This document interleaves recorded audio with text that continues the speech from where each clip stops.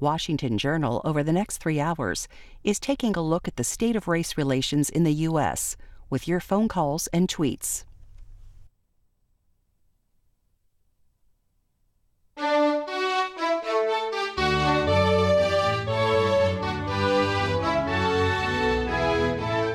One year ago today, hundreds of white nationalists, including neo-Nazis, skinheads, and Ku Klux Klan members came to Charlottesville, Virginia, in part to protest the city's decision to remove a monument to Confederate General Robert E. Lee from a park. Violence broke out between those attendees and counter-protesters. Authorities eventually forced the crowd to disperse, but later a car barreled into a crowd of peaceful counter-protesters, killing 32-year-old Heather Heyer. The organizers of last year's march are holding a Unite the Right 2 rally today in the nation's capital. A counter-demonstration is also set. Good morning. It is Sunday, August 12, 2018, and on this morning's Washington Journal, 3 hours of your thoughts and comments on race relations in your community. Here's how to join the conversation this morning. For those of you in the Eastern and Central time zones, that number is 202-748-8000. Mountain and Pacific, 202-748-8001. We welcome your comments on our Facebook page. We also look forward to your tweets. You can send us a tweet at C-SPAN WJ. Race relations in your community. 1 year since Charlottesville. What's it like in your neighborhood? What's it like at school, at work? We'll also be joined throughout the program by journalists and others from areas around the country that have been flashpoints in racial relations over the past couple of years. We'll get to your phone call shortly. We did want to start with a poll conducted this past week, released this past week from Politico, and you can find it at Politico.com. And their headline, poll, majority says race relations have gotten worse under Trump. From Politico, 1 year after Donald Trump said there were, quote, some very fine people on both sides of violent protests in Charlottesville, a majority of voters in the new Politico Morning Consult poll say race relations have gotten worse since Trump became president. According to the poll, 55% of voters say race relations have worsened under President Trump, compared with 16% who say they have gotten better. Another 18% say race relations have stayed about the same since he became president last year. Politico writing that just over half of white voters, 51%, say race relations have worsened, while a larger majority of African American voters, 79%, and Hispanics 60%, say they have gotten worse. Self-identified Democratic voters overwhelmingly say race relations have gotten worse under Trump, 82%, compared with only 4% who say they've gotten better, or 9% about the same. So 2 rallies set in Washington, D.C. today, here in the nation's capital. Later, the so-called Unite the Right Rally 2. And we will have coverage today at 12:30 Eastern this afternoon. First of all, later at 12:30 Eastern, we'll cover the counter-demonstration that's set for Lafayette Square near the White House. And at 5:30 Eastern, we plan to take bring you the coverage of that Unite the Right 2 rally. And we will keep you posted on that. There's been some questions about how big that Unite the Right 2 rally will be. And again, throughout the program, throughout the day, as we can update that, we will. On that protest, here's from the Associated Press and what's planned. And the organizer, Jason Kessler, who abandoned his bid, they write, to stage a similar anniversary event in Charlottesville, said his permit application that he expects 100 to 400 people to participate in his event this afternoon at Lafayette Park in front of the White House. But that could be lower, that figure, and likely will be dwarfed by counter-protesters. The National Park Service also has issued permits for events organized by D.C. United Against Hate, New York Black Lives Matter, and other groups. Government and police officials here in Washington have expressed confidence the city can manage the events without violence. The mayor and police chief have promised a massive security mobilization to keep protesters and counter-protesters apart. On the morning program, your reaction, your thoughts on community relations or racial relations in your community 1 year since Charlottesville. We go to Ocati, South Carolina. And Mike, good morning. Good morning. Unfortunately, race relations, in my opinion, have not gotten better. In fact, they've become a little more blatant, a little more people feeling more comfortable in blatant racism. I don't know if I would directly tie it to Trump. It's just the openness now that he may give people to say exactly what they want, and not consider that almost every issue we deal with has a racial component to it. And that's what we fail to recognize. So I just think it's a highly unfortunate situation, and candidly, I don't see it getting better. Mike, do you feel that in your town there in South Carolina? Have you noticed that since certainly Charlottesville, or since the election of President Trump, since the poll asked that question? Have you noticed that there locally? I notice that there is the continuing kind of us and them kind of, again, open kind of thing, and the majority wanting to just ignore the reality that those less fortunate than some of us do suffer out there because of the racial issues. Appreciate that. Let's hear from from Glenn in Lakeland, Florida. Go ahead. 202-748-8000 for those of you in the Eastern and Central time zones. Glenn, go ahead. How you doing? Doing fine, thanks. Well, as far as the race relations in the country, it hasn't changed. But what Trump has done, he has given voice to people that have always had those issues within their heart, but they now have they feel as though they can go out here and they can express it in a more, hateful way. I mean, you look at what they're doing. They're, calling the cops on black people just for the fact of them just living every day being black. And what Trump does is that he actually emboldens the people that actually doing those things, and they have always voted for Republicans, racist whites. But this is the person that's more or less been out in the open as far as how he dialogues every day, because he will not go against them or as far as what they do. They do certain things, and he says nothing. We'll be talking to a professor in the Missouri region a couple of hours. Throughout the program, we'll be talking to journalists and others talking about race relations in areas that have been impacted by racial violence, certainly flashpoints for racial tensions. We go to St. Louis and hear from Dennis. Hello there. Hello. I just want to make just a very brief comment, and it's been said over and over again. The words of the president matter. He's the head. He's the symbolic head of our country, and simply cannot speak to our nobility. He never speaks the language of unity or inclusiveness. It's over and over again.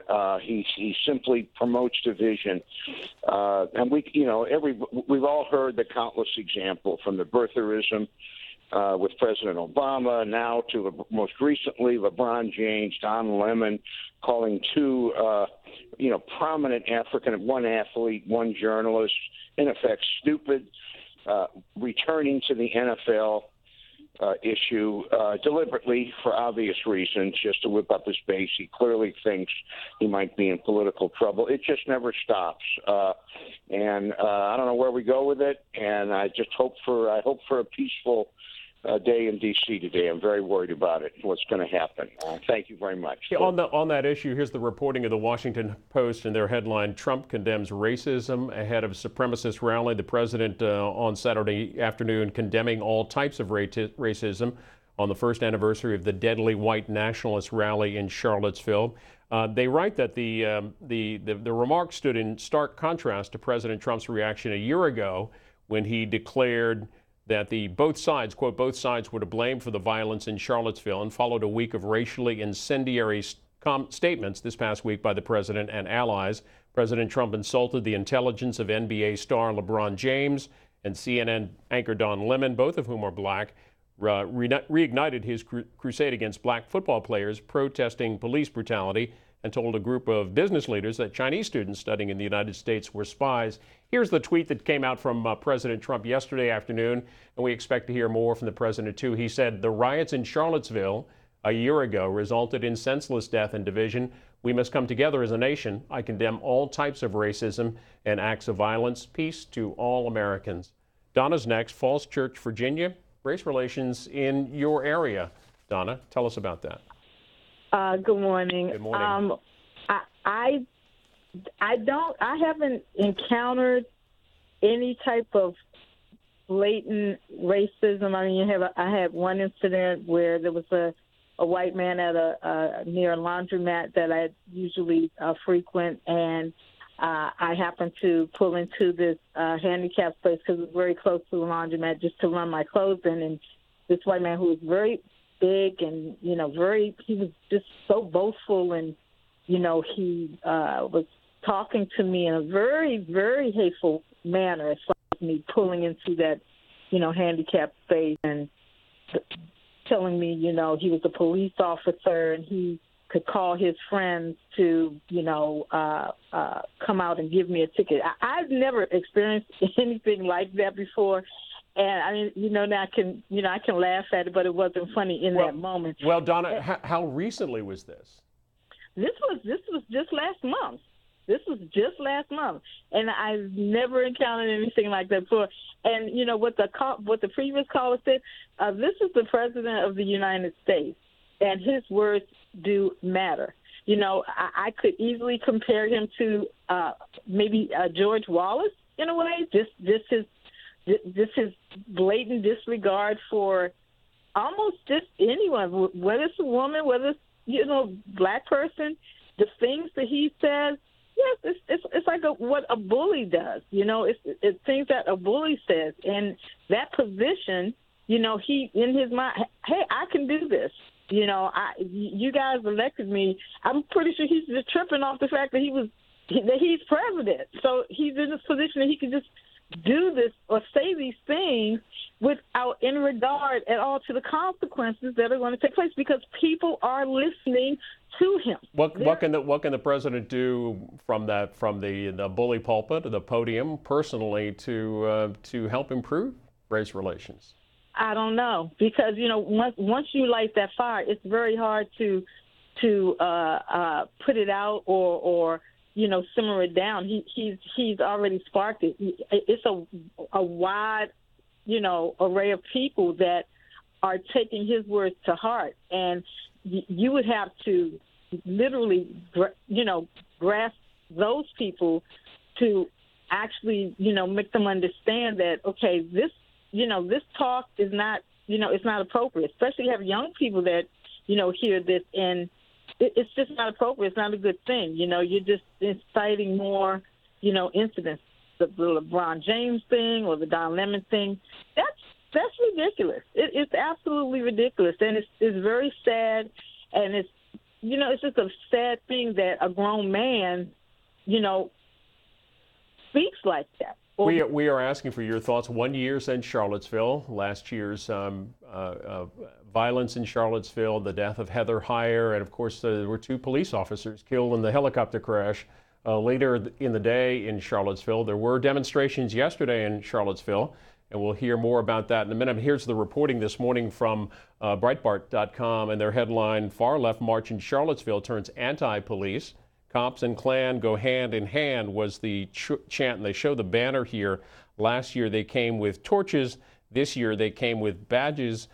Joshua Kaplan with Breitbart writing that a march attended by Antifa to commemorate the anniversary of last summer's Charlottesville rally evolved, I should say, into an anti-police protest on Saturday night, shortly before a pre-planned evening rally to mark the anniversary of a campus confrontation between torch-carrying white nationalists and counter-protesters. Activists unfurled a banner that read, last year they came with torches, this year they come with badges. 1 year since Charlottesville. We go to Stephen in Windham, Connecticut. Good morning. Go ahead. Hey, good morning. You can see some of the elements of this race and reflect into the polling, especially going into the midterms. You have this huge divide with the women, like the urban voter, the suburban voter women. And I think a lot of that plays into the sexist comments with Billy Bush and Entertainment Tonight. I mean, there was a visceral reaction to that. And then with, like, immigration and Mexicans, there's a visceral reaction among, a certain percentage of the population that, they don't like people of color, Hispanics, Asians, African Americans. I mean, it's true. There is a certain population that is really touched by this. And I just want to point out, like Doug Jones in Alabama, the African American women that in after they broke down a lot of the polling was really broad. Stephen, I'm going to let you go there. You're breaking up a little bit. He did mention the upcoming midterm elections, and wanted to point out one of those races, the race in New York, in Buffalo. Chris Collins, the Republican congressman from Buffalo, from the Buffalo area, one of the first supporter in Congress for Donald Trump. The headline: Chris Collins' exit casts the plans for a GOP 27th district into turmoil. This is the Buffalo News, buffalonews.com. Let me read just a little bit of Jerry Zremski's article about the announcement yesterday by Chris Collins. He says Congressman Collins, who faces felony insider trading charges, said his decision not to seek re-election is, quote, a tough thing, but it's a tough thing too for Republican leaders, they write, in New York's 27th district. Collins' withdrawal from the race on Saturday left them with a complex legal effort to remove the lawmaker from the ballot and settle on a replacement candidate from about a dozen possibilities, including Carl Palladino, the Lightning Rod Buffalo developer and 2010 GOP candidate for governor. We go to Athens, Georgia, and hear from Tavares. Good morning. Good morning, Bill. How are you, sir? I'm fine, thank you. Your thoughts? How are things in Athens when it comes to race relations? Honestly, they haven't changed. This is my thing. I've got 3 points, Bill, if you allow me. First, I love C-SPAN. I love America. I love being a black man here in America with the ability to watch C-SPAN and engage in the political sphere. Second, the ignorance out there, the lack of intelligence, coupled with the volume that social media and the mainstream media has given to the different opinions that people have about people. And it's not the good, decent people who are saying these things. It's the ignorant people or the people who have no sympathy or empathy for anyone else. And my third point, Bill, I don't think the president is the problem. The president is a reflection of those same individuals that I talked about, those ignorant, incompassionate people with that volume behind them where they can place their ideas out there. I support Trump because he is, quote unquote, a Negro, and the behavior in which he displays is consistent with what Negroes have done or have been considered to be doing. They're loud, they're crass, they're unapologetic, and anyone who should be upset with his acts and his antics are those middle-class people who have respectability, who have some semblance of intelligence, and they are following blindly behind this Negro in the White House. Well, back it up for a second, Tavares. You said you support President Trump. I won't go over your reasons. Did you vote for him in 2016? Well, I didn't vote for him, and I didn't vote for Hillary. Actually, I fully supported Hillary, but I couldn't vote for her. But I didn't want to step out there and vote for Mr. Trump, only because I knew I saw his behavior and what it was leading to. See, I've been around Negroes all my life, Bill, so I know their tactics, I know their antics, I know the way they behave. And a lot of black people shouldn't be upset with Mr. Trump because you've been around Negroes all your life. You know Negro behavior. And the people who should be upset with Mr. Trump are the people who are in lockstep file behind him. And Tavares, to be clear, you tell us you're a black man in Athens, Georgia, correct? Correct, Bill. Yes, sir. Love C-SPAN. Proud to be an American. Wish I had this mentality at 15 years old, but here I am at 41, and I now understand that America is a wonderful place. We've had our issues with the racism, with the racial divide, all stemming from slavery. But what can I say, Bill? You know, we've evolved, we've grown. Some of us have devolved and become dysfunctional. Right? Do you think that devolution is in ascendancy? The more people, in your view, devolving in terms of their views on race or racial relations? Well, they're going along with what's been presented in front of them. Okay, Bill. There is always one side, another side, and then the truth. And we as thinking people, critically thinking people, have to try and think for ourselves and decide for ourselves what is truthful, what is accurate, what is factual, and then make a decision from what we take from the information. We can't go lockstep behind a false narrative and then expect something prosperous or proper to develop from that. We will continue to get your views from across the country, your thoughts on race relations in your community on this one-year anniversary of the Charlottesville violence. 202-748-8000 for those of you in the Eastern and Central time zones. 202-748-8001, Mountain and Pacific. Up next, Roselle Park, New Jersey. And Steve, thanks for waiting. Oh, hi. How you doing? Fine. Let me see.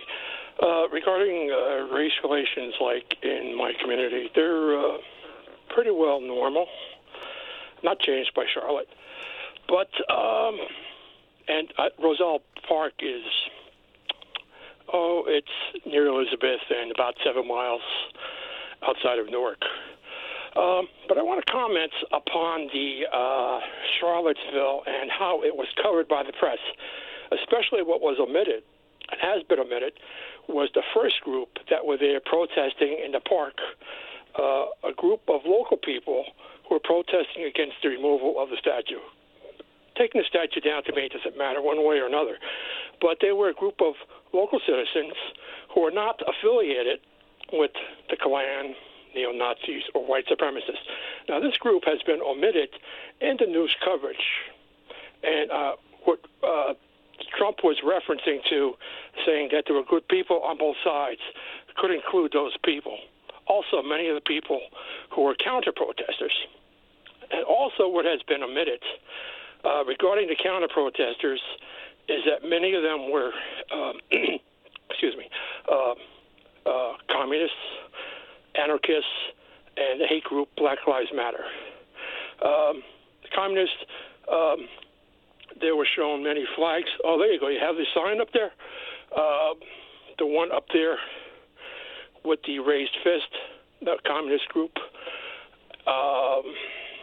There's also the group called Answer, ANSWER. And Steve, you just said your view. I think you said the group Black Lives Matter. You called them a hate group. Is that what you said? Yes, sir. And why do you think that?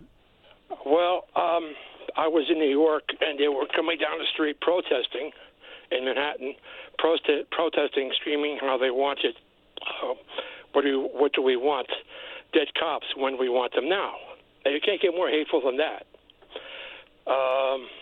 So the press has ignored the initial group from the local area, as what Trump said, the good people.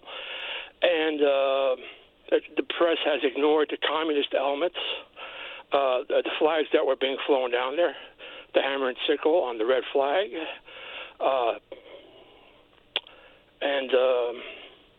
So fair to say that that more violent or some violent groups tilted the playing field in Charlottesville on both sides? Well, they both went there for a fight. Mm-hmm.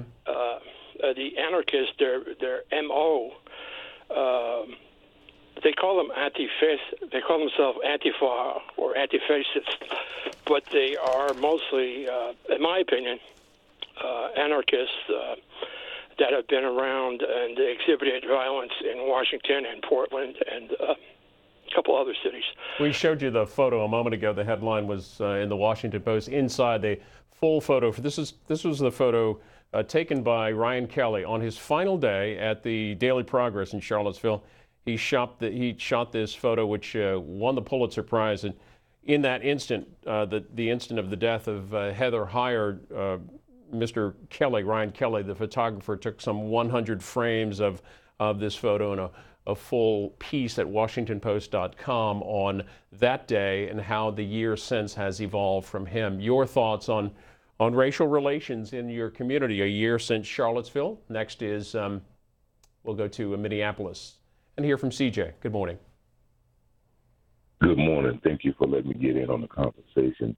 And like a lot of callers have said, I love C-SPAN and the way you allow us to voice our opinion, regardless of whether you agree with it or not.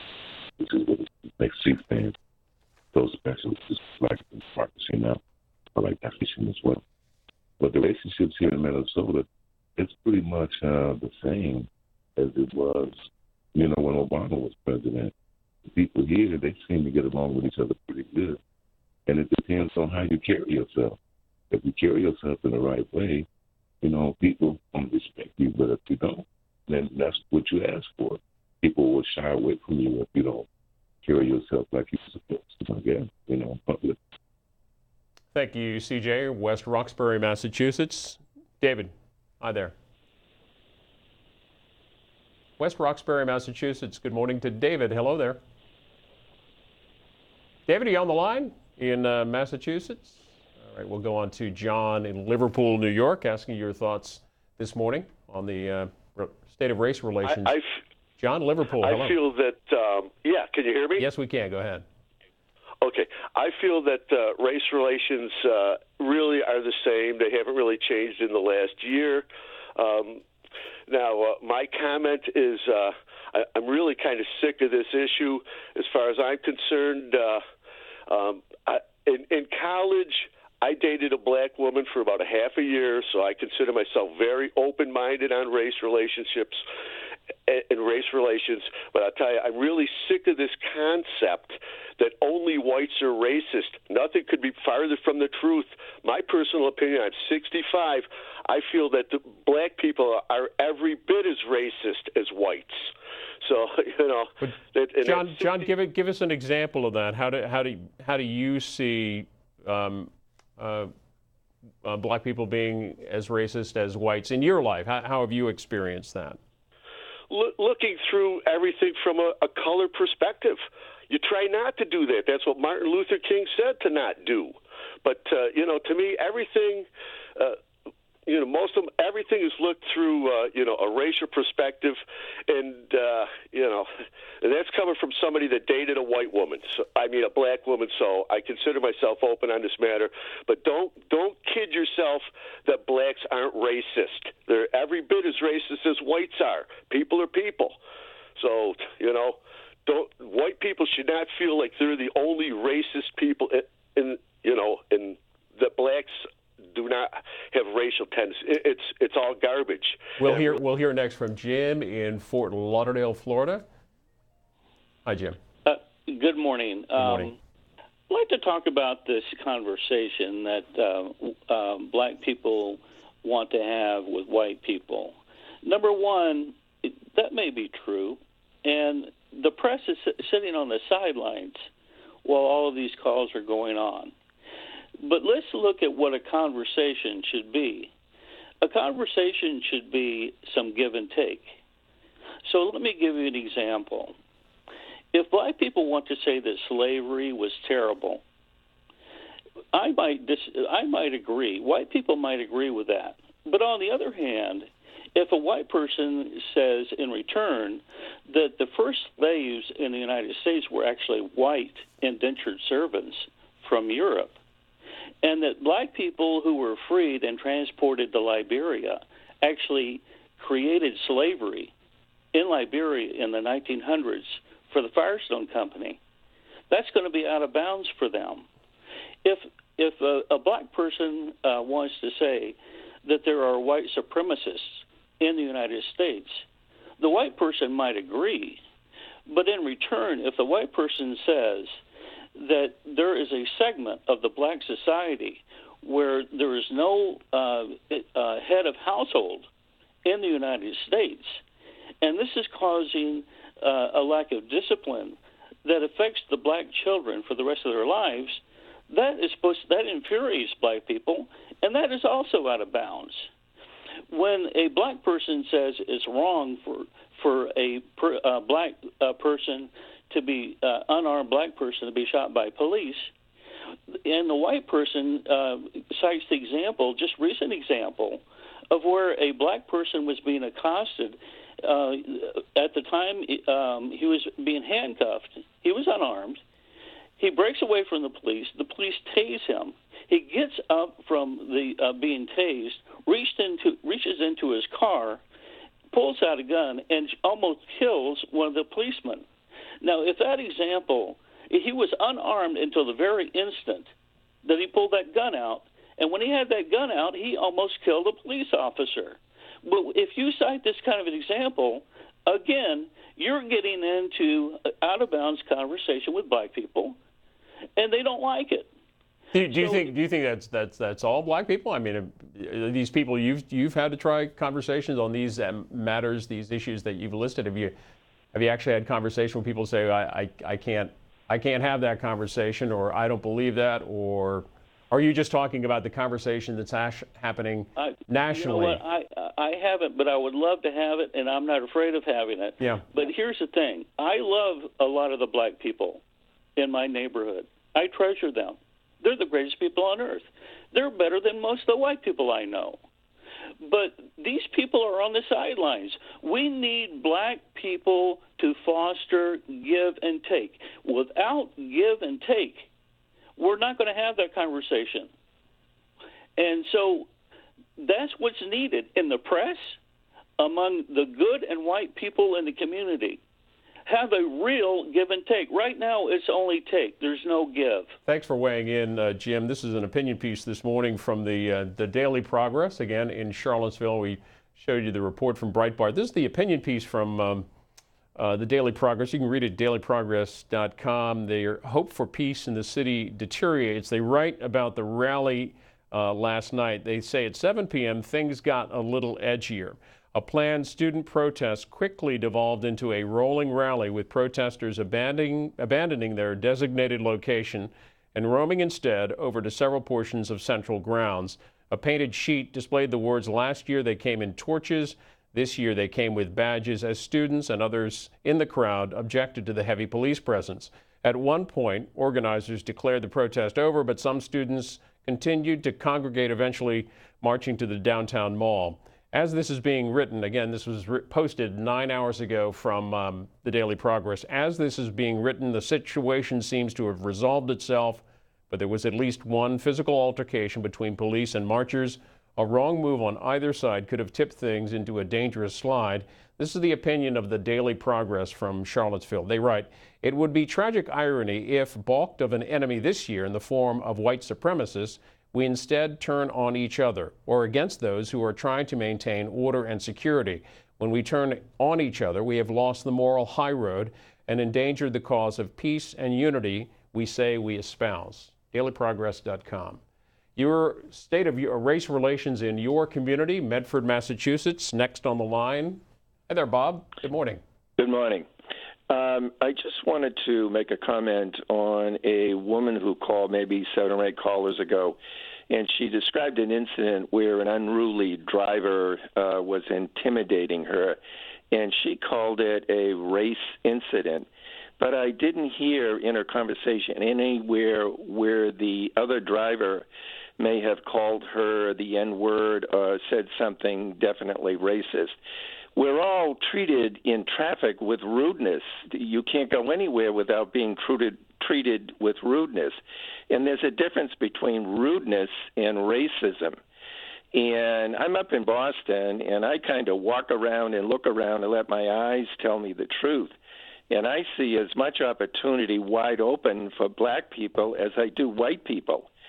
And there are certain places where if a black person doesn't get a job, it's racism. But if I don't get the job, it's lack of skills. If they don't get an apartment, it's racism. But if I don't get the apartment, it's a bad credit history. So I think we have to be very and I would just say we just finished with an 8-year presidency of a black man. The entire country, the United States of America, voted a black man into the presidency of the United States. Isn't that the ultimate opportunity of this country? And anyone else who feels that they're being discriminated against, I would say go to Atlanta. My wife and I spent a week in Atlanta back in January. And from the mayor, who is a black woman, her entire staff is black, to police officers, police chiefs, taxi drivers, store owners, business owners, we were amazed and pleased with the breadth and the depth of black participation in Atlanta. It may not be representative of every city, but when somebody says this is a racist country, going through the presidency and all these other opportunities for blacks, I just don't believe it. Okay, Bob, we'll get some reaction on Twitter. Lots of comments. That's C-SPAN WJ is how you send us a tweet. This one from Michael reacting to the protest last night. We read you the opinion piece from the Daily Progress and showed you the Breitbart reporting. Michael tweets this: seems that the police ruin their night. They'll get over it. Parkstorm tweets, of course, race relations have gotten worse under Trump. He's worked very hard to make sure of it. From Kiromano, today is a reminder that we have to stay vigilant in the fight against fascism and racism in this country. Richard Rogers says, anything dumber than racial bigotry, sir? And Mimi responding to a caller saying, sick of the issue. That's the problem, sir. You look in the mirror. It's racism, not issue. Again, C-SPAN WJ is how you tweet us. Tucker's in Newport News, Virginia. Good morning. Hello. You're on the air. Go ahead. This is Fidelis. I have 3 points. One point is that we need education, equal education under the law. We don't need NBA players to be the only people who do something about the extreme poverty in this country. The best way to fix our race relations in this country is to give equal opportunities and jobs and education. 2, we can't think that because we have surface interactions with people that we know the depth of the problems within this country. And 3, to deny that we have a race problem in this country is to deny that we have a problem at all. And the first step to recovery is to admit we have the problem. And I'll take all my comments off the air. Thank you. Thanks, Tucker. You mentioned education. Front page news of the New York Times as schools begin in some jurisdictions across the country in their headline, students return to armed guards and lockdowns. They write, fortified by fences and patrolled by more armed personnel, schools will open their doors to students for the start of the new year with a heightened focus on security intended to ease fears about deadly campus shootings. The massacre in Parkland, Florida, one of the most lethal in American history, unnerved school administrators across the country who devoted the summer to reinforcing buildings and hiring security. In Florida, armed guards will be posted on almost every campus. In Indiana, some schools will be getting handheld metal detectors. In Western New York, some schools plan to upgrade their surveillance cameras to include facial recognition. The New York Times writes 6 months after the rampage at Marjorie Stoneman Douglas High School in Parkland, public schools have embraced expensive and sometimes controversial safety measures. NYTimes.com if you want to read more. To San Antonio, Texas, good morning to Donald. What are the state of race relations there in San Antonio? Well, so far, I don't run into it, but this morning I woke up and, like I usually do, listen to y'all show, and I'm listening to some of these people. And it made me sad early on a Sunday morning to hear some of these people. They do not understand the difference between race and racism. You know, and I listened to the man saying Black Lives Matter is a communist, racist group. Do they understand the Ku Klux Klan was formed after the Civil War to intimidate black people, as they say, keep us in our place? And I listen to all these people contact black people is racist. I don't understand that. Ever since we've been here, we're brought here. We've been oppressed. Like I said, Black Lives Matter don't control our judicial system. Black Lives Matter don't control anything. These people, these groups been intimidating not only black people, Jews, you name it. And you hear these people calling in. We ain't gonna never solve these race relationships here in this country here. And I hear people talking about educate someone. How you gonna educate someone heart and mind? These children, if people sit there and think, people are not born racist.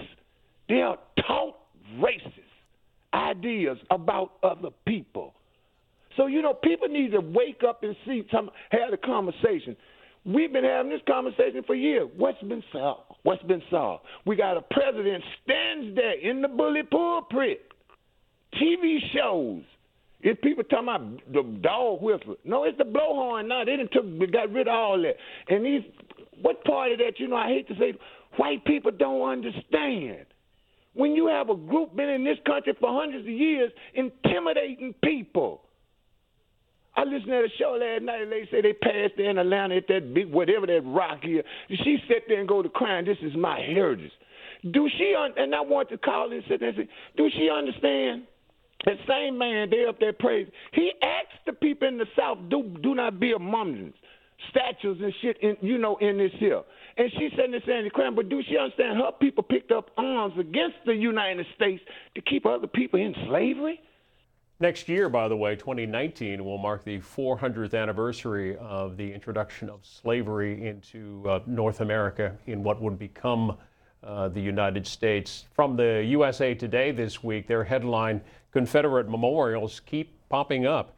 A statue of Jefferson Davis was carted off in Memphis, Tennessee. Busts of Robert E. Lee and Stonewall Jackson were pulled from the Hall of Fame for Great Americans in the Bronx, New York.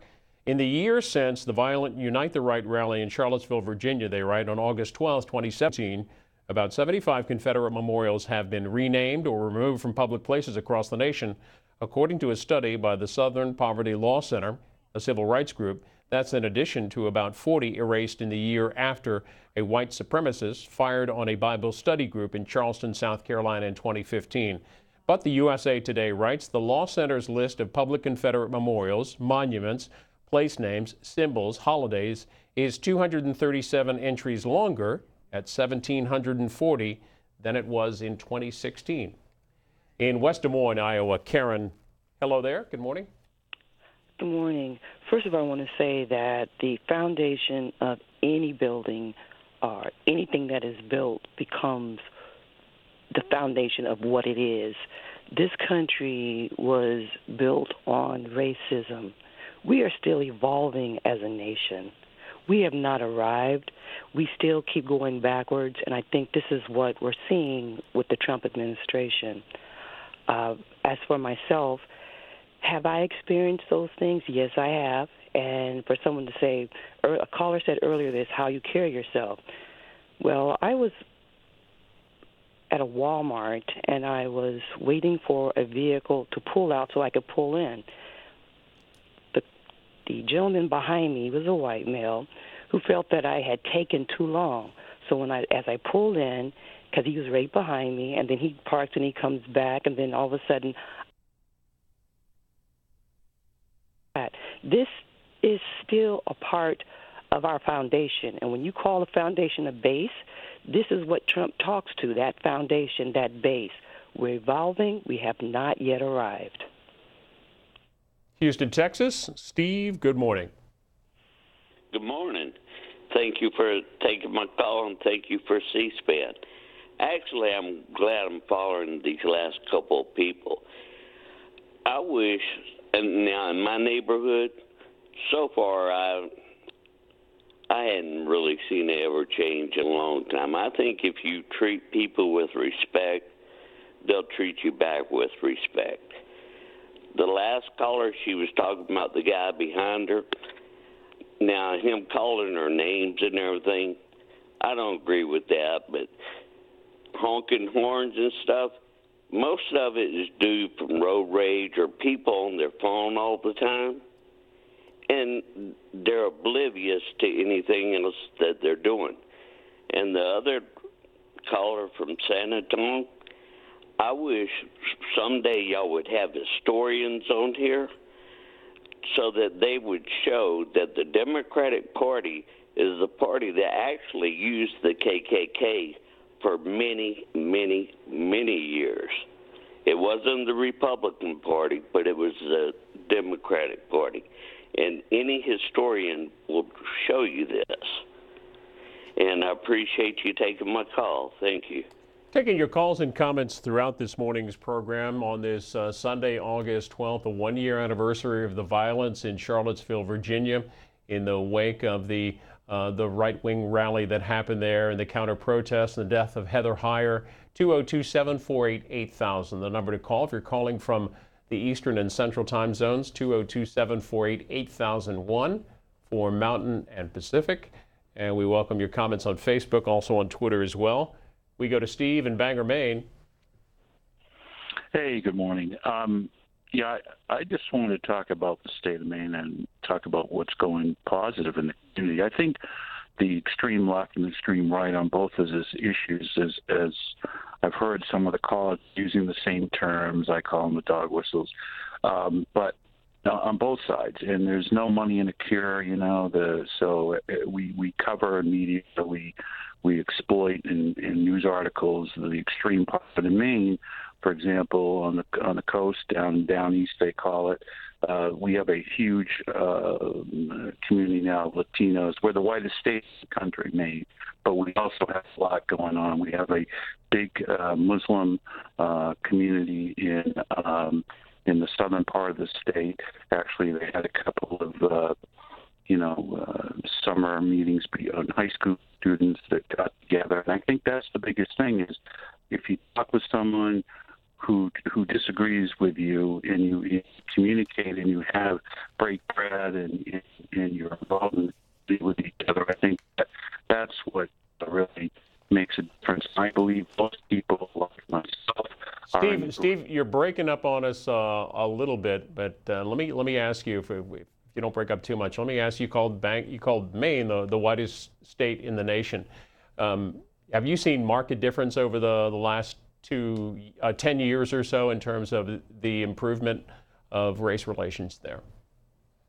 Hard work, and like I said, Maine took a bunch. Maine welcomed a lot of Somalians to the southern part of the state.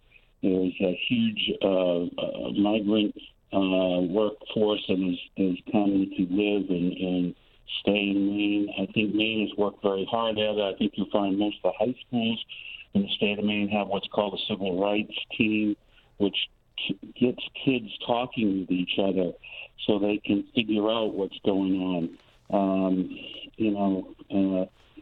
I think Maine has done a great job in trying to just figure it out, and it comes by just talking with each other. And I think that's the majority of people in this country. The minority of the people are people that just want to fight it no matter what. They don't want to compromise. They want to exploit with all the urbanness on both sides of why this isn't right and they're not doing it right and this organization does this. And I think, Maine has done a great job and continues to do a great job. And I think overall, I'm more positive that no matter, what is going on now in national media, I think that here in this community in Maine, in the middle of the state is one of the largest mosques. And so, I think that, that doesn't get written about enough. But if you go to a potluck dinner, if you go and you attend your school and you reach out and you talk to people who are diverse, different from you, and I think that's where people find common ground, and that's where I think things work smoother. Everybody's working as a community. And I think Maine has done it. I believe it's no different than any community in this country. Glad to get the view, one view from Maine. Thanks for that, Steve. Opinion piece in the Washington Post this morning with some legal advice titled "How to Keep the Nazis Out." Most states already have laws that rein in armed groups. Right, former mayor of Charlottesville, Michael Signer, and attorney Mary McCord, they write that most states have constitutional language, criminal statutes, or both, barring unauthorized paramilitary activity.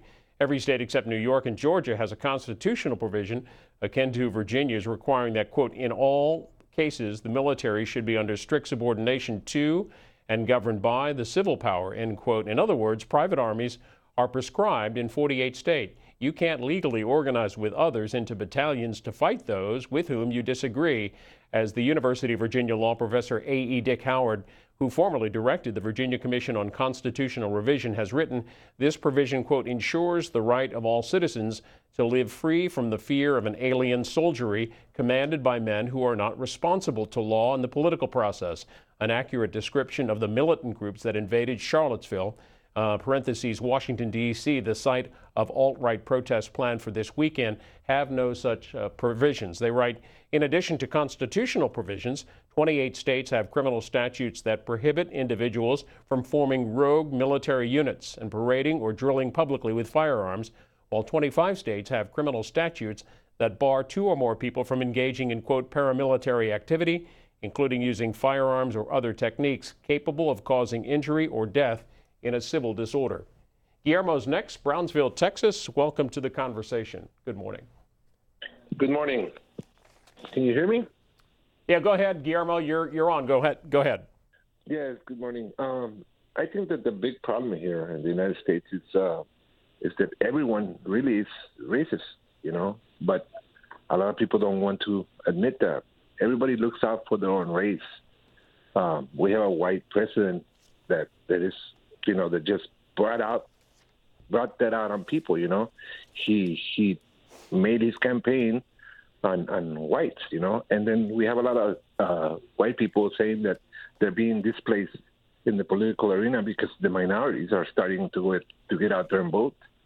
We live here in the border, and, you know, with the border wall coming up, well, how do you think we Hispanics feel about that? You know, the Central Americans that are coming in the country, they're taking a lot of our tax money. But the issue here is race, you know. Well, we appreciate that input. We have been focusing largely on black-white, but Guillermo from Brownsville with another perspective, and we want to talk about that as well. The state of race relations in your community, 202-748-8000. For those of you in the Mountain Pacific, in the Eastern and Central time zones, Mountain Pacific, that's 202-748-8001. More of your calls in a moment. Joining us is Sandy Hausman, who is the bureau chief for the Virginia Public Radio in Virginia, in Charlottesville. She's bureau chief. She was in Charlottesville last year during the demonstrations. Sandy Hausman, thank you for joining us this morning. And we've read a bit about the events from last night, some of the protests going on. Where do things stand this morning? The protesters finally broke up last night around 9:30. They had started out at the Rotunda, which is the iconic building at the University of Virginia. But the university put so many fences around it and had so many police surrounding the area that the protesters were uncomfortable. In fact, their focus of the protest was the militarization of the city, and they decided they would just move away. And so they started marching first across campus and then into neighborhoods around campus. And they continued to the downtown area to the statue of Robert E. Lee that the city wants to remove.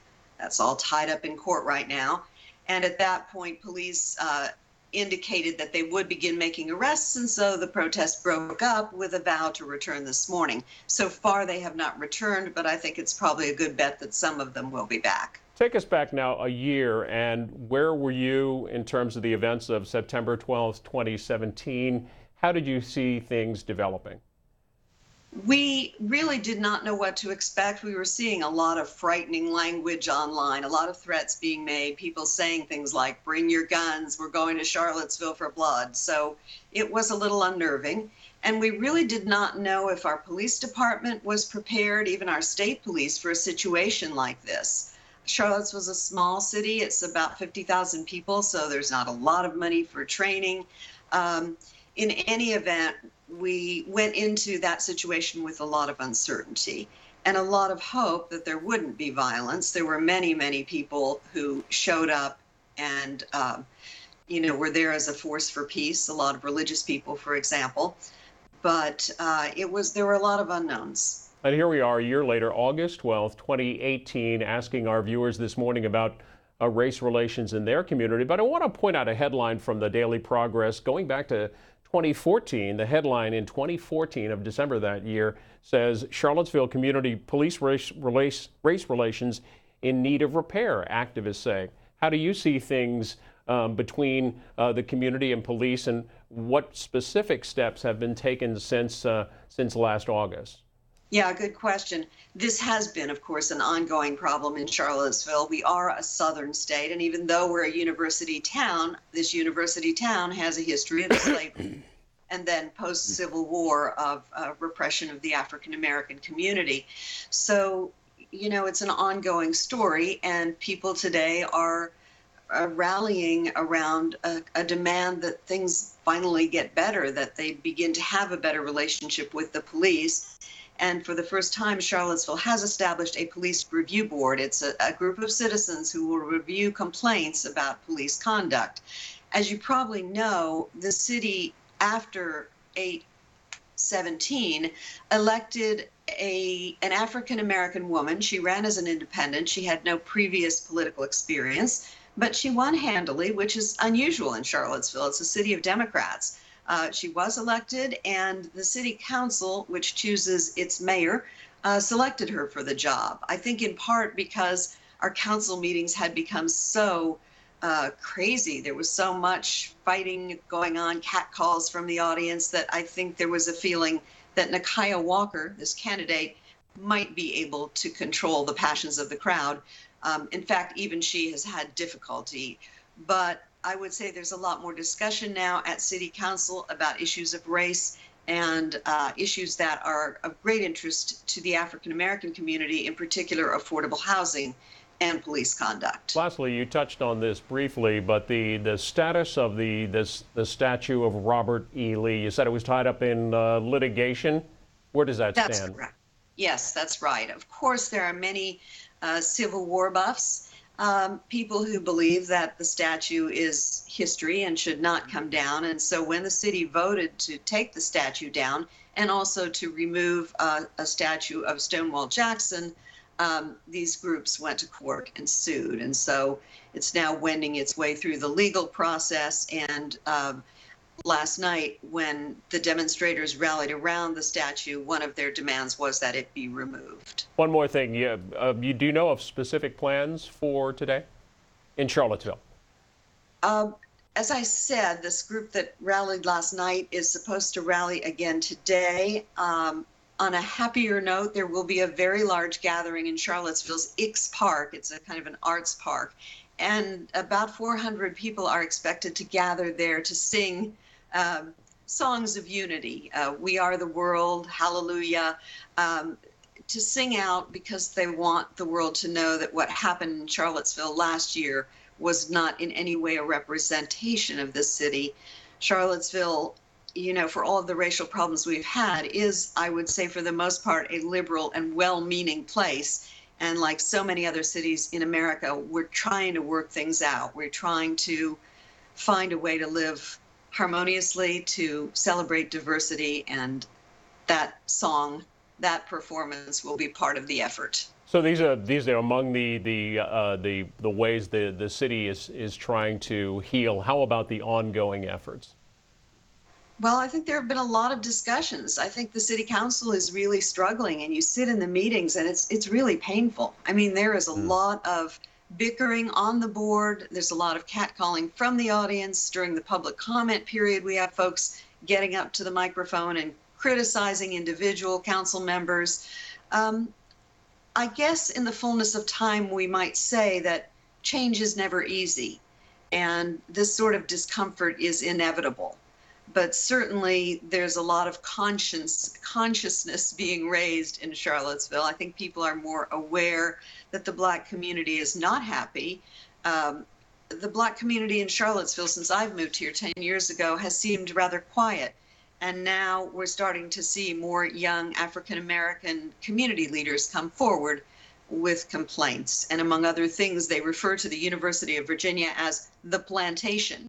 Many of them do work at UVA, and so one of their targets is the university and demands for a living wage. Well, we haven't touched on that at all. Has the university, Charlottesville is all about the University of Virginia. What has the university done in the wake of last year's violence and protests? Well, you know, there have been statements from the administration expressing regrets for what happened last year, expressing opposition to white supremacy, obviously. And yesterday morning, the new president of the university, Jim Ryan, spoke to a group of perhaps 300 or 400.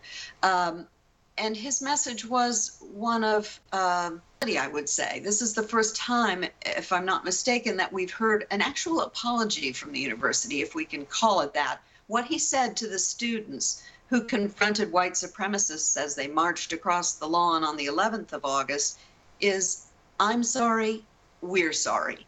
Now, that could just be an expression of regret, like I feel bad that that happened, but it could also be something of an admission that the university failed. The critics say that if the university had taken a tougher stand with those marchers on the 11th, we might not have seen the violence that we saw on the 12th, that in fact, those tiki torch carrying white supremacists were emboldened by the failure of the university to stop them. Sandy Hausman joining us from Charlottesville. She's the Charlottesville Bureau Chief for Virginia Public Radio, WVTF, and you can follow their reporting today and otherwise on Twitter at WVTF Radio IQ. Thanks so much for your joining us this morning. My pleasure. Here on Washington Journal, we're spending the entire program remembering the events in Charlottesville a year ago today and asking you what's ahead and what's the status of race relations in your community. Here's how to weigh in. 202-748-8000 is the number to call for folks in the Eastern and Central time zones. Mountain and Pacific, that number is 202-748-8001. And you can also post your comments on Facebook. Send us a tweet at C-SPAN WJ. And we'll continue with your calls and comments. We hear from Ivan next in West Dennis, Massachusetts. Good morning. Hi, good morning. It's been an interesting show. Race relations all over the world have always been a problem in every country, really, since the beginning of time. And I think, the world has made a lot of progress. Certainly America is probably the best country we have as far as race relations goes. But under President Obama, who I voted for twice, I realized that there was also such a thing as black racists, which, it sounds shocking, but after the last 2 years of the Obama administration, I realized that this goes two ways. And when Eric Holder said there can't be any such thing as a black racist and, black people can't be convicted of a civil rights violation, I realized that maybe we're missing the boat and we're making a mistake here in America, that it's the government, if it passes laws like we have to protect black people, I wonder if there's such a thing as unintended consequences. We've reached a point now where a lot of people are resentful toward black people that maybe wouldn't have been. But we've reached a point where you're fearful to get involved with a black person because if anything goes wrong, they're going to sue you and say you're violating their civil rights. Like, I've come to change my thinking. I don't think we need this protected species legislation in this country, whether it's gays or black people or anybody. We all have to be equal, treated equally to the best we can. But you can't single out certain people and give them special protections, because what that done, the unintended consequences, is it's actually done the opposite of what civil rights laws. But Ivan, you'd agree that it did take legislation. It took a number of pieces of legislation. It took the Emancipation Proclamation, the 15th Amendment, the Civil Rights Acts to give African Americans equal representation. So would you agree that those pieces of legislation, in the case of certain civil rights and the 15th Amendment, were essential? 13th Amendment, 14th Amendment? Yes, I think they were what we needed at the time. I think we've all tried. We've done our best. I try my best not to be a racist, but I think what's happened over time is that the dynamics have changed. We've had a black president. We have many black people that, have high positions in so that I think we don't need those things anymore. Now I think they're causing a problem. And I just want to say to all the black people who say we were brought here as prisoners, we were brought here as slaves, we were treated so. Yes, that's true. You were. There's no question. That's the history. But look at the people in Africa who weren't brought here. Aren't they so much worse off than the American black people who live in this wonderful country and can be the president, can be the head of a company, can do anything they want, can get in it? Africa has turned into a nightmare when they kicked out the white people. That's just a fact. It's a horrible, horrible place. It gets worse every day. So that anyone whose ancestors were brought here as slavery, they should thank them. They're lucky. They're blessed to be in this country, and we have to let everybody be treated by their own efforts, their own work, and not by these crazy laws that have gone way too far. It's just creating more of a problem than it's solving. That's my take on everything. Here's Sasheen in Pittsford, New York. Good morning. Good morning. My name is Shaheen, and I'm calling from Pittsford, New York. I want to make a comment that these people who try, including the last caller, to equalize the anger of the black people with the racism of the white are missing a lot of points. Number one, from the very start in the United States, there has been a sizable population of racists and racism, and much to their credit, the white people have changed a lot where United States, yes, reached the point of being a welcoming country to many. But the fact is that because of that sizable amount of racism, it has taken longer than it should for things to equalize, and maybe that's why we have the so-called, by these people who call you black racism. What do you expect when for decades and centuries you enslave people and you're prejudiced against them? It's of course a number of them are going to hate the white people. That's number one. Number two, I want to say yes, since Trump, I myself as an immigrant feel and experience much, much, much more racism unleashed. Number three is the statistics. When the polls and everything I see in these 2 years shows about, we say it's 30-40% of the population who are racist, well, that 40% comes to about twice as size of the population of whole of England, or England and French put together. If every single person in those two countries were racist, that's how many racists we have here. It may not look scary to some, but if you're an immigrant or black and 10, let's say, dogs are following you and 6 of them are Shih Tzus and poodles and only 4 are... Lost you there, Sasheen. We're going to move on to California and hear from Dendery. Your thoughts on race relations in your community. Good morning. Where is Paris, California, Dendery? Right outside, it's in Riverside County. Okay. Good morning, C-SPAN. Good morning. I don't want to speak for all black people. I would just want to tell my story. You know, my parents or ancestors were brought here in 1836, as far as we can trace our history back. We probably came in the 1619s, but 1836 is where we have can trace our direct family roots back. Right. In Virginia. And ever since then, a member of my family has served in the military. My grandfather was born in 1908. His grandfather was the one I was talking about that was born in Virginia. We have been here in this country for at least 300 years in my family. And for somebody to give us a hyphenate name as an African American or a black American, we're just Americans, okay? As far as this other thing goes, that somehow we want something, we have earned it. I served in the military. I'm 60 years old. My father served in the military. He was in Korea. My brother was killed in the Desert Storm. I'm right down the street from Arlington Cemetery in here in Paris, and the March Afro base is right down the street. Excuse me, I'm a little nervous this morning. It's all right. But I'm trying. 50 of my relatives lay there. 50 of them. In Arlington National Cemetery. Yes, in the cemetery.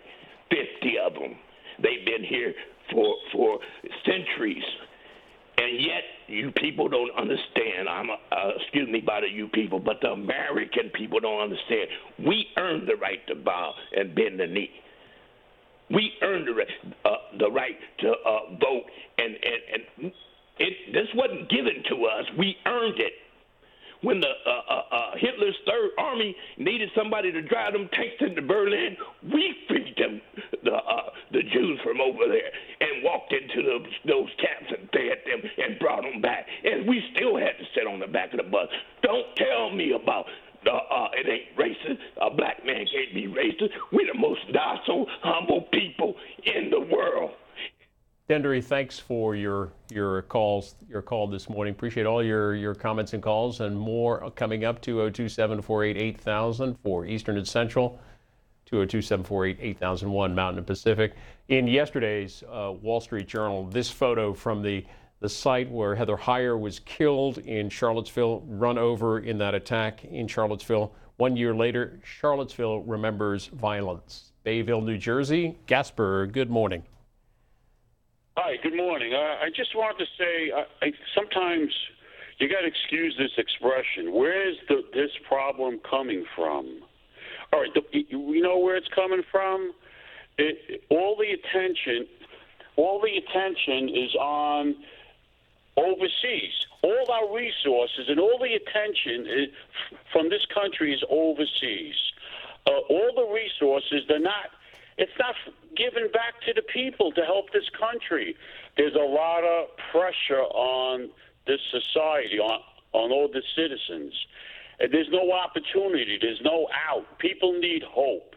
Now, if all those taxes were used to help the people like they should be, then there'll be no pressure and people won't be fighting with each other. Now, basically, that's where it's all coming from. Nobody talks about that. No, we're hung up and we're talking about the small little aspects and side effects of the real problem. Nobody's talking about that the government is focusing on the rich and the investments and the corporations and overseas, the military. Well, 1/3 of all the money that's taken in is spent on the military, taking care of all the interests and helping other people and getting and taking over and trying to protect the world instead of our own people. All these other countries don't have that problem. Story of anti-Semitism, alleged anti-Semitism overseas from this morning's New York Times. The headline, Corbyn and British Labour's anti-Semitism problem develops into a crisis. William Booth writing on the more polite BBC Political Affairs show what was once described as the British Labour's party's, quote, problem with anti-Semitism has burst into an all-consuming crisis engulfing opposition leader Jeremy Corbyn, who in recent days has been forced to apologize not once but twice and vow that anti-Jewish poison has no place in his movement. They write, Labour has spent the heat wave of midsummer twisting itself into knots over accusations that the party and its leader have repeatedly condoned anti-Semitism. Critics charge that Labour cannot untangle some members' fierce condemnation of Israel's treatment of Palestinians from raw statements about the Jewish state's right to exist. The Times writes, equally alarming to British Jews and others are the continuing revelations that Corbyn hosted a 2010 panel where Israelis were compared to Nazis, or that in 2012 he defended an artist's freedom of speech but failed to condemn the London mural that depicted Jewish bankers playing Monopoly on a board balanced on the bent backs of workers. The Times' William Booth writing that Jeremy Corbyn has strenuously denied any anti-Semitism on his part, but concedes that relations between the Labour Party and British Jews are at a new low. His defenders insist that while there are certainly a few anti-Semitic voices among the 500,000 Labour Party members, it's a very small number and no more than among the Conservatives. Corbyn supporters go further, saying their opponents are hyping the issue to smear the party and its leader. In Rio Rancho, New Mexico, John, hello there. Well, good day. Thank you for throwing me in here now. This subject's turning to something a little nicer than race. Yeah, we're seeing a Labour Party movement in England, all right. Say again, John, I didn't hear you. Have you ever had Nigel Farage on your program? I would recommend that you have Nigel Farage. I don't know that he's been on Washington Journal specifically. He actually may have been. I understand we've tried, but we haven't had him on the Washington Journal. We have covered events where he has spoken. Yes. Well, the article that you referenced really reminds me of Nigel. I know he wasn't the author of the article or involved in it in any way, but I really would recommend him. He would be a great guest. I would just say to all this identity politics, I was sitting here in tears listening to that. Black gentleman in California, guys who've been here generations, bled in all the wars, and we're all being divided by color. It's not right. It's just not right. We've let too many immigrants in here. We've definitely got a problem under the big blue tent. We've got all these groups aligning against average Americans that have lived here generationally. I would say they're all against the white man, but it's not. They're against generational Americans, people that have been here forever.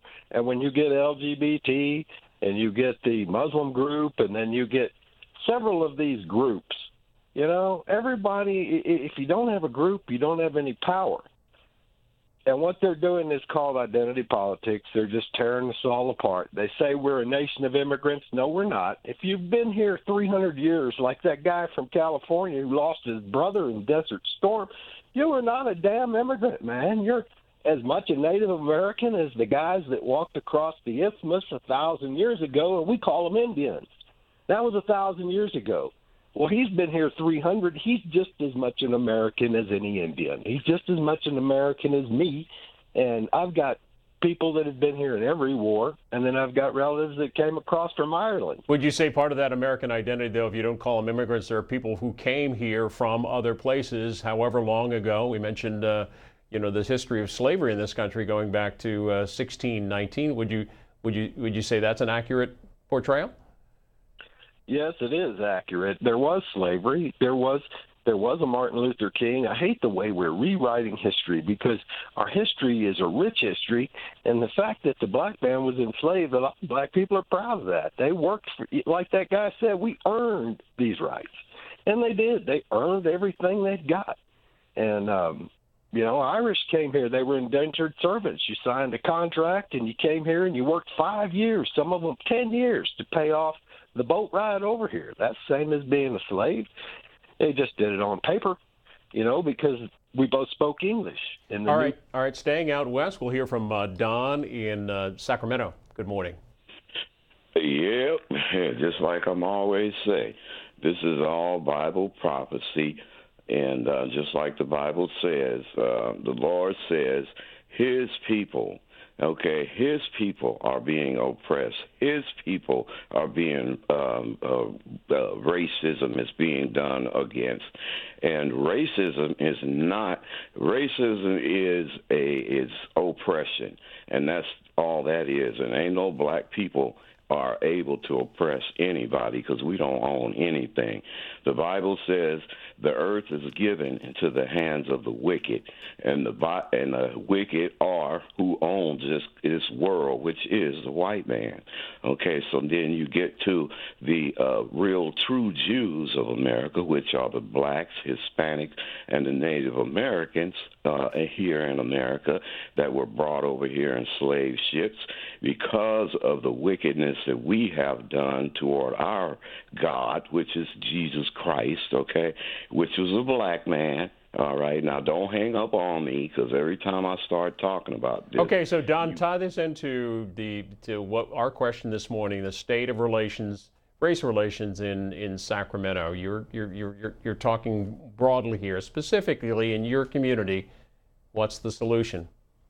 Okay, yeah, the earth. Okay, so we are living because in this way, because the Bible says that the white folks have a perpetual hatred for blacks, and it's never going to change no matter what we do. If we were slaves already, and it was, serving you all for almost 300 years. We still slaves under oppression because we've never been taken back to our homeland, which is Israel, which is where we were ran out of into Africa and sold into slavery by Africans. Going to continue to get some other voices as well. Appreciate that. Jacksonville, Florida. Ricky in Jacksonville, welcome.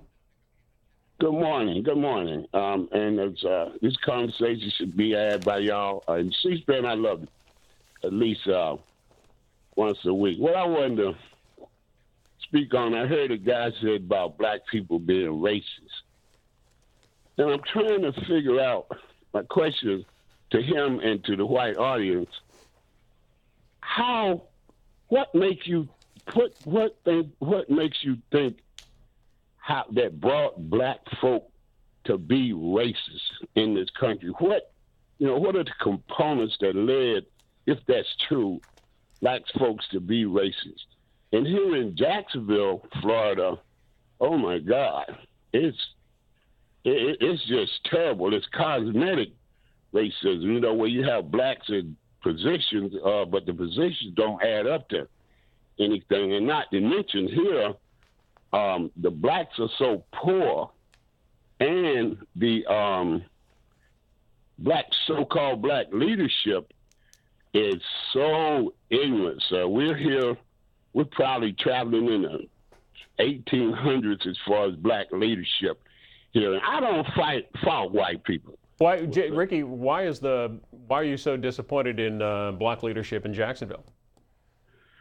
Sir, you can set 5 of them down in a room, and now one of them got any answers. And this has been going on and on. We had a black mayor here, Alvin Brown. He running for something now down here in Jacksonville. He was even afraid to go see President Obama or his wife when they came. And the reason, the young man said earlier, you have to be educated to the American process. If you don't, black folk, if you don't involve yourself in the process, then you can't be mad at Caucasian people. That's Ricky in Jacksonville, Florida, this morning on Washington Journal. 3 hours getting your reaction, your thoughts on the state of race relations in your community. This on the 1-year anniversary of the violence in Charlottesville, Virginia, with rallies planned and anticipated here in the nation's capital. Unite the Right 2 rally set for 5:30 this afternoon. Earlier counter-protests in Washington as well. Look for coverage here on C-SPAN. And throughout the program, we're hearing from a number of other voices as well. And joined next via Skype from Devin Fergus, who's at the University of Missouri. He is History and Black Studies professor, joining us to talk about race relations in the St. Louis area, specifically in the 4 years since the shooting of Michael Brown in Ferguson 4 years ago. Professor Fergus, thanks for being with us this morning. What are some of your thoughts on that community, the broader St. Louis community, in terms of race relations and where these things stand 4 years hence? Sure. Thanks for having me today, this morning. Though I wish it would be a slightly happier event and occasion. So, as you mentioned, the Ferguson event, the shooting and killing of Michael Brown happened 4 years ago, and it's part of a larger sort of context, I think. in which, as the DOJ reported in 2015, sort of noted that that law enforcement in Ferguson, but also in Greater St. Louis, in Greater St. Louis, the suburbs, but was actually trying to see citizens not as their role to protect and serve them, but actually as targets of extraction. And so what happened with the Michael Brown case with his shooting was part of that sort of broader context in which law enforcement actually being sent out by city managers to extract fines and fees and wealth from communities of color, communities more broadly, but especially target communities of color. And so communities of color feel like they're under siege by law enforcement, not extract wealth from them. And it really goes back to sort of public policy in many ways. In 1980, the state of Missouri passed something called the Hancock Amendment, in which it authorized that only through direct voter approval could taxes be raised throughout the state.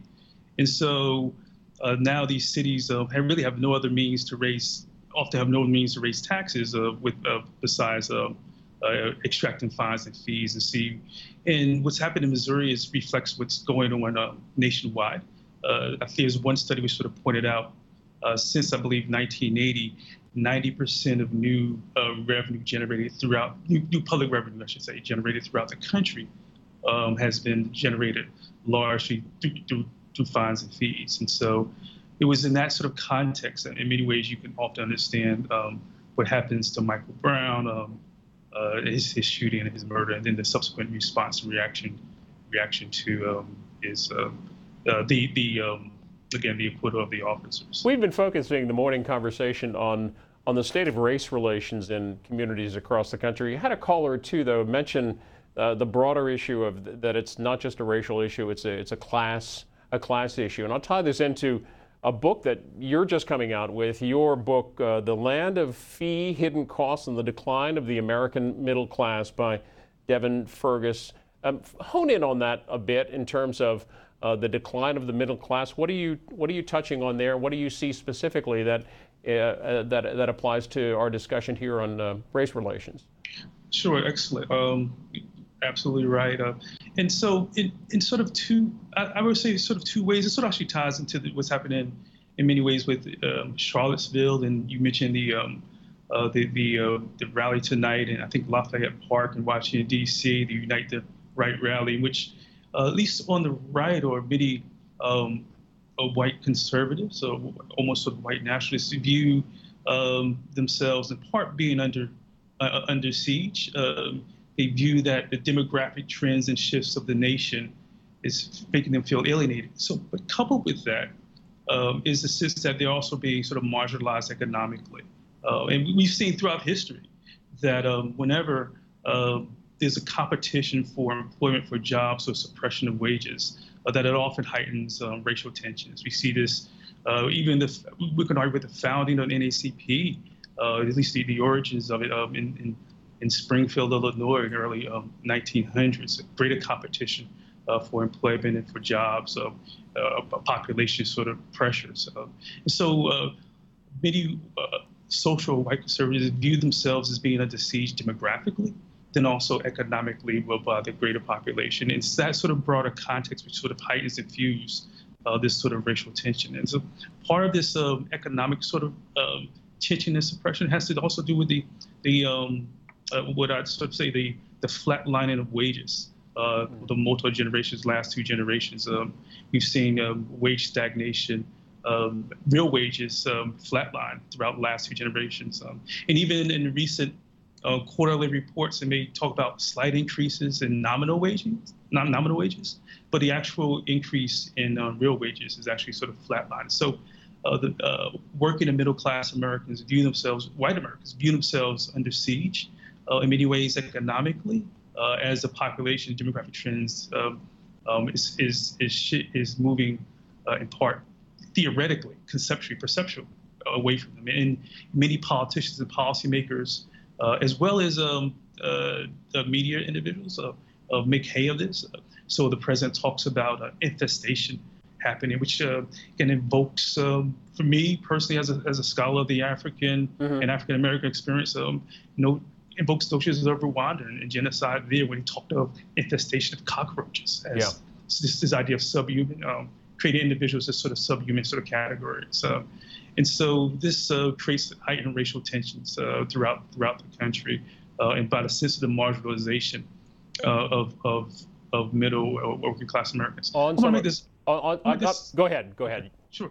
And the second point too, I think I want to make is that what we also see as well is that that the demographic population is actually sort of changing. I think Brookings came up with a report about a year or so ago, which indicated that the middle class is actually changing. It's becoming more race plural than ever before. And so there is perhaps evidence that it's shifting demographic trends and why so many, I guess, white Americans feel themselves marginalized. And politicians and policymakers and talking heads are going to take advantage of what's perceived as demographic trends. Back to some of the fallout from Ferguson and the killing of Michael Brown 4 years ago, some political fallout. The St. Louis Post-Dispatch with the story about the change in the prosecutor, Wesley Bell ousting longtime St. Louis prosecuting attorney Robert McCullough's 28-year run as St. Louis County elected prosecutor came to a stunning end Tuesday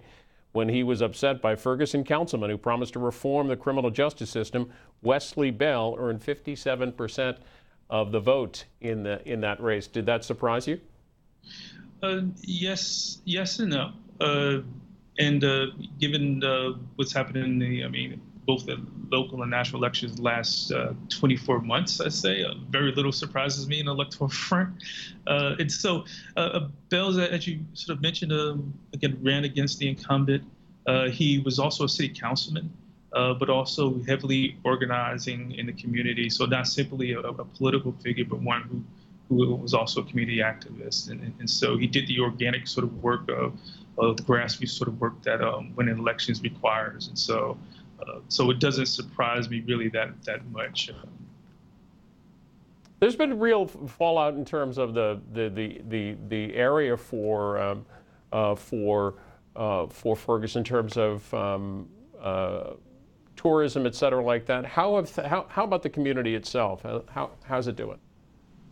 My sense is the community is still sort of struggling, and so if you look at the numbers in terms of rates of unemployment, looks at the numbers in terms of median wages of Ferguson as well as St. Louis region, look at the number of high school graduation rates, they still remain fairly consistent with the national racial disparities, and so there's been some improvement actually in some of those categories.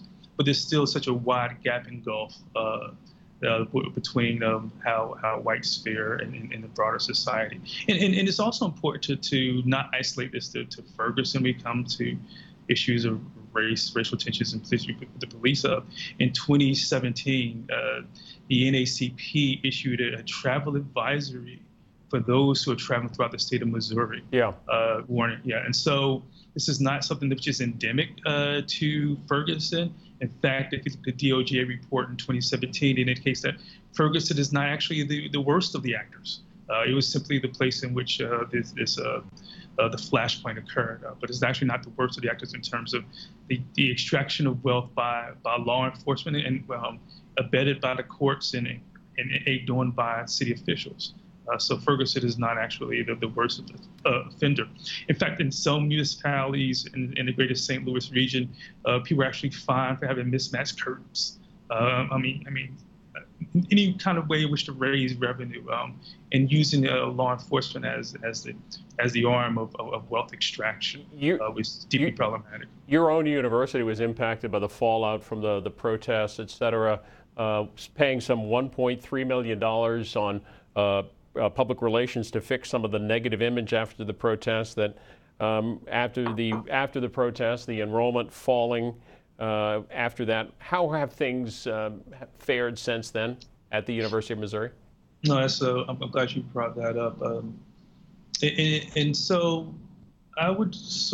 the university is still paying fiscally and economically and financially. And so the consequences have been sort of many layoffs at the university of staff and non-team of staff and some faculty. So the university is again still paying financially and economically, and it's being penalized often by the state legislature. There are also protests on campus, and these protests on campus were done by graduate students, by student athletes. We often hear so many awful and bad things about student athletes, but here on this campus, University of Missouri, with student athletes who came to the fore, and they were so significant and important because they have such a symbolic role, particularly on campus and also in the city at large. Symbolic representation, symbolic politics have been often given a sort of bad rap, but the public policy leadership points out that symbolic representation, symbolic sort of politics can often have sort of strong material and important value. And I think we sort of see that with the student athletes who were protesting. The football players in particular were protesting on this campus. It's actually one of the reasons which I was opted to come to this institution was because of the very socially conscious and aware student athletes that we have at this university. Devin Fergus is a professor of history and black studies at the University of Missouri. You can follow him on Twitter at Devin_Fergus. His book is The Land of Fee Hidden Costs and the Decline of the American Middle Class. Professor Fergus, thanks for being with us. Thanks for having me. Here on Washington Journal, we're spending the morning getting your thoughts on the situation with race relations in your community 1 year after the Charlottesville protests. Our numbers are 202-748-8000 for those of you in the Eastern and Central time zones, 202-748-8001 for the Mountain and Pacific time zones, and reach us on Twitter or at CSPANWJ. A little behind in getting to our tweets, so here are several of them. This one from Steve, who tweets this: good to see a lot of white people standing against racist hate groups at their rallies, so there has been positive progress. Jody tweets, my dad set me down when I complained a black kid got my place on the football team in 6th grade. I wanted to quit the team, but Dad said, make him your best friend. You two could do great things. That taught me truth. Sigmund Freud saying, I wonder how many of these aggrieved people have been treated with kindness by individuals of another race. It all depends on the narrative that's being promoted. And Lizzie tweets, fact is, everyone, including blacks and whites, are racists. Many keep it to themselves, both blacks and whites. Time to realize that there is no solution and stop constantly harping about it. Madison, Wisconsin. Keith, good morning and thanks for waiting. Go ahead with your comments. Oh, good morning. I object to the idea that black people are racist. They cannot be racist. White racism has the weight of history behind it. It's institutionalized. It's a social, political, and psychological force, and it can't be dealt with just on an individual basis. There has to be a material component. I think a guaranteed minimum wage would really undercut racism. I'm a Marxist, so I have a materialistic conception of history. And let me just mention something about Black Lives Matter, because I hear some white callers calling in and saying that Black Lives Matter is a racist organization. I've gone to their marches, and I have never been denied the right to march with them. They always welcome me with open arms. Now, I do have some criticism of Black Lives Matter. I think their agenda is fairly narrow. It's not the Black Panthers. The Black Panthers wanted they were a revolutionary party. They wanted the overthrow of capitalism and replaced with socialism. Black Lives Matter simply wants black people not to be killed extrajudicially by cops. That's all they want. That's a very narrow agenda, And white people who are object to Black Lives Matter, they hate the whole term Black Lives Matter because they don't want Black lives to matter. They don't want them to matter at all. They don't want black people to have equal opportunities with whites. It's like a 100-yard dash. They want black people to stay at the starting line while they get a 20-yard head start, and they object to the idea that black people can run the 100-yard dash with them at the same starting line. Keith, are you still there? Yes. You're calling from Madison, a college town, University of Wisconsin. What are race relations like there, particularly on campus?